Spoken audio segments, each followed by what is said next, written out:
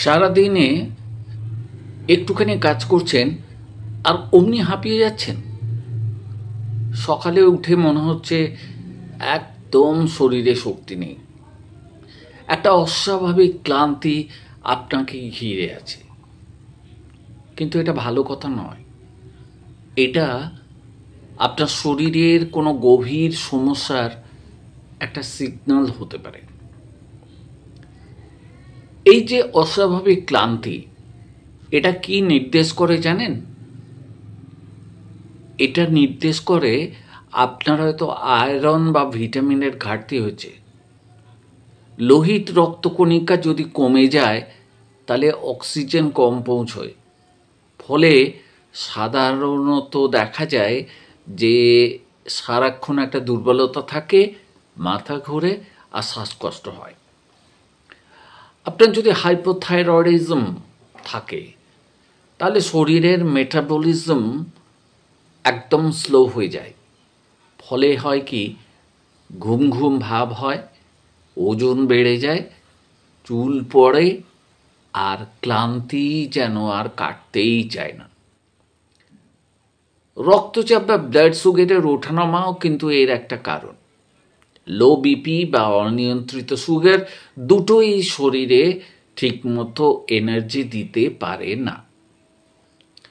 ঘুমের অভাব অথবা মানসিক স্ট্রেস, এটাও কিন্তু একটা গুরুত্বপূর্ণ কারণ। পর্যাপ্ত ঘুম যদি আপনার না হয় আর দীর্ঘদিন ধরে যদি আপনি টেনশনে ভোগেন, তাহলে ক্লান্তি আপনার নিত্যসঙ্গী হয়ে যাবে, এটা গ্যারান্টিড। আপনার যদি ইনফেকশন থেকে থাকে বা লিভার বা কিডনির সমস্যা থেকে থাকে, তাহলেও কিন্তু এই ক্লান্তির ব্যাপারটা চলে আসে। অনেক সময় শরীর ভেতর থেকে লড়াই করছে, তাই বাইরে চরম দুর্বলতা দেখা দিচ্ছে। এবার আসি আসল প্রসঙ্গে। তো আসল প্রসঙ্গে আসার সময় আপনাদের জানিয়ে রাখি যে ন্যাচারাল হোমিওপ্যাথিক সলিউশনসে তরফ থেকে আপনাদের সবাইকে স্বাগত জানাই, এবং আমরা প্রতিনিয়ত প্রায় এই রকম ধরনের ভিডিও আপলোড করে থাকি, যাতে করে সাধারণ মানুষ সাধারণ জিনিসগুলো হোমিওপ্যাথির মাধ্যমে কিভাবে সারানো যায় সে সম্পর্কে অবগত হন। এবং এটাও আমরা বলে থাকি যে সমস্যা যদি গুরুতর হয় তাহলে কিন্তু অবশ্যই একজন ডাক্তারবাবুর পরামর্শ নেওয়া উচিত। এক্ষেত্রেও সেই একই কথা বলবো, ডাক্তারবাবুর পরামর্শ নিয়ে যদি ওষুধ খেতে পারেন তাহলে এর থেকে ভালো কিছু হয় না।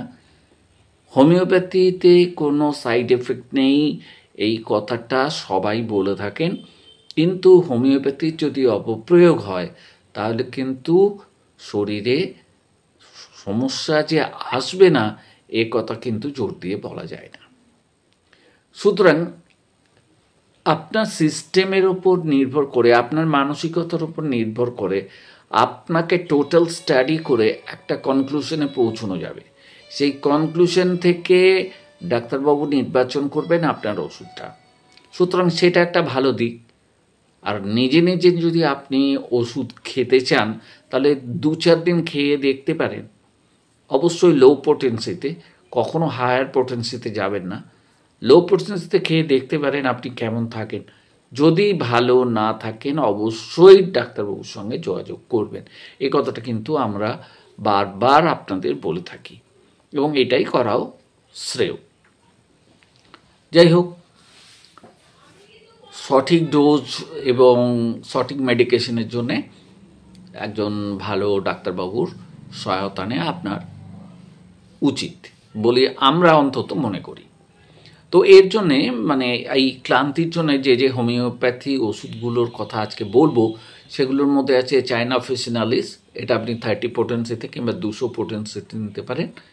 রক্তক্ষয়, অতিরিক্ত ঘাম, ডায়রিয়া ইত্যাদির পরে চরম দুর্বলতা হলে এটি দারুণ কাজ করে। অ্যাসিড ফস 30 শক্তিতেও নেওয়া যায়, 200 শক্তিতেও নেওয়া যায়। মেন্টাল স্ট্রেস, রাত জাগা, অতিরিক্ত পড়াশোনা বা অতিরিক্ত কাজের ফলে শক্তি যদি আপনার একেবারে কমে যায়, আপনি নিজেকে শক্তিহীন ভাবেন, তাহলে এটাকে একটা খুব ভালো ওষুধ হিসেবে বিবেচনা করা যেতেই পারে। জেলসেমিয়াম 30 ঘুম ঘুম ভাব, শরীরে ভারী অনুভূতি, মনোযোগ কমে যাওয়া এই ধরনের ক্লান্তিতে যথেষ্ট কার্যকরী। অ্যাসিনিক অ্যালবাম 30 অত্যন্ত নামকরা ওষুধ। দুর্বলতার সাথে থাকবে কি অস্থিরতা, দুশ্চিন্তা আর সামান্য কাজেই ক্লান্তি। এই যে আমরা ওষুধগুলো বাতলাম, এর মধ্যে কিন্তু অ্যাসিনিক অ্যালবাম একটি উল্লেখযোগ্য নাম।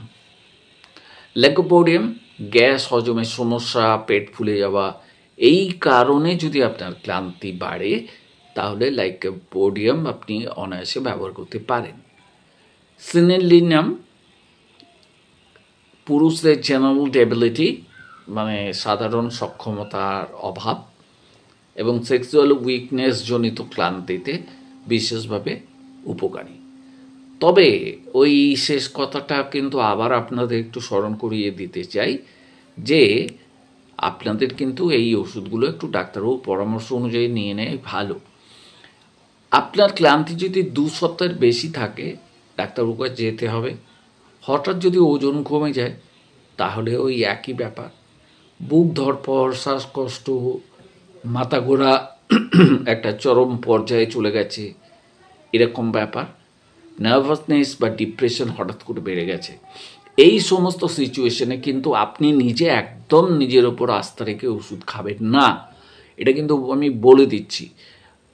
এই মুহূর্তে আপনার একমাত্র করণীয় হচ্ছে আপনার নিকটস্থ রেজিস্টার্ড হোমিওপ্যাথের সঙ্গে আলোচনা করে তারপর ওষুধ নেওয়া। তিনি যেটা বিবেচনা করবেন, আপনাকে স্টাডি করে তিনি একটা ওষুধ দেবেন, সেটাই খাবেন। অস্বাভাবিক ক্লান্তি কিন্তু অবহেলার জিনিস একদম নয়।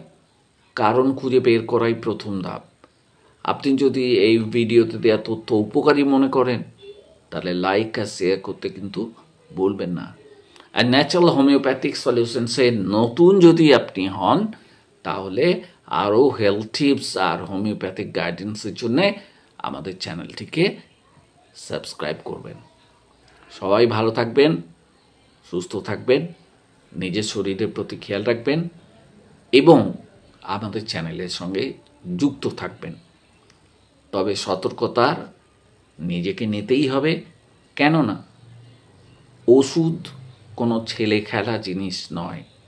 এটা যেমন শরীরকে ভালো করতে পারে, তেমনি শরীরের কে নানা রকম দিক থেকে শরীরের ক্ষতিও আনতে পারে। এই ব্যাপারটাও একটু মাথায় রাখা দরকার বলে আমি মনে করি। যাই হোক, সবাই সুস্থ থাকুন, ভালো থাকুন, আনন্দে থাকুন আর ক্লান্তিকে দূর করার চেষ্টা করুন।